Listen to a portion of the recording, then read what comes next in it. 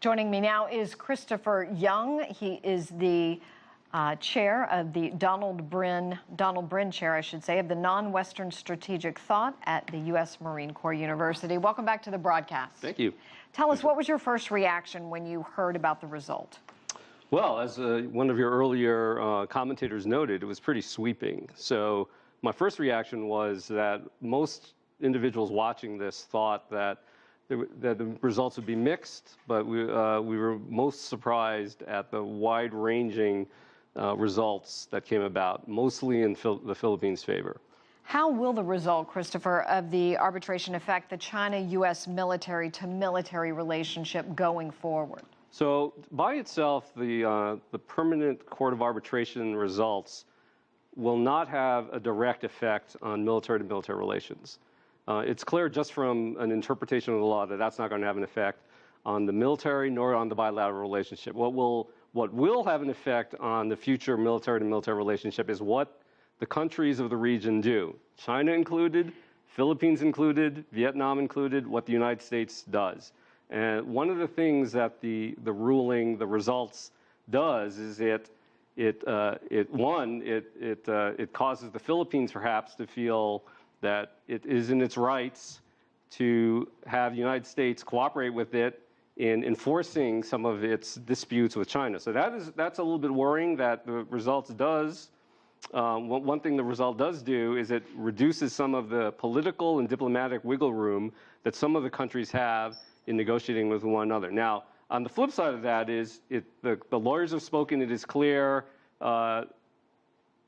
they need to move forward. However, it becomes much more difficult to come to a diplomatic and political solution as to what the resolution is. A lot of it comes down to whether China takes this opportunity to negotiate. It comes down to whether or not the Philippines will be reasonable in what it does with the results. That's going to be key. Do you expect the U.S. to take sides in this? No. I mean, the U.S. policy from the start has been we will not take positions. We fully support the idea of peaceful resolution, and I think that will continue. Regardless, there are still safety issues in this region. Tell us more about that. Well, I mean, obviously, what the likely dynamic is going to be is Beijing has said that they do not recognize the Permanent Court of Arbitration's jurisdiction. They therefore will continue doing what they believe is their national sovereignty right to continue to protect their territorial integrity.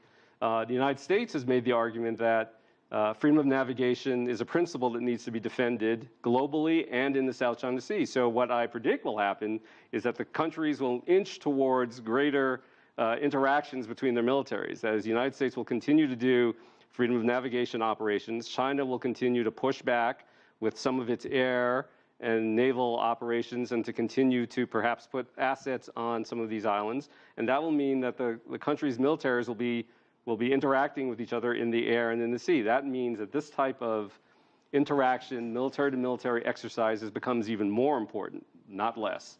So you do believe there could be naval cooperation in this region going forward? Yes, I believe that there could be naval cooperation going forward. I think both the United States and China both see the importance of continued military-to-military relationship, even in times of crisis. The United States government has made the argument that in a time of crisis, you need that relationship. You don't want to get rid of it. Now, this isn't to say that as relations possibly deteriorate, as the two countries test one another, that you don't reach an upper limit where politically it becomes impossible for the United States Navy and the United States Department of Defense to continue these types of cooperations. And same with regard to China. The Chinese may feel that the relationship has deteriorated so badly that they can't support military-to-military relations. So right now, for the foreseeable future, I see a continuation of the naval cooperation, continuation of the military cooperation.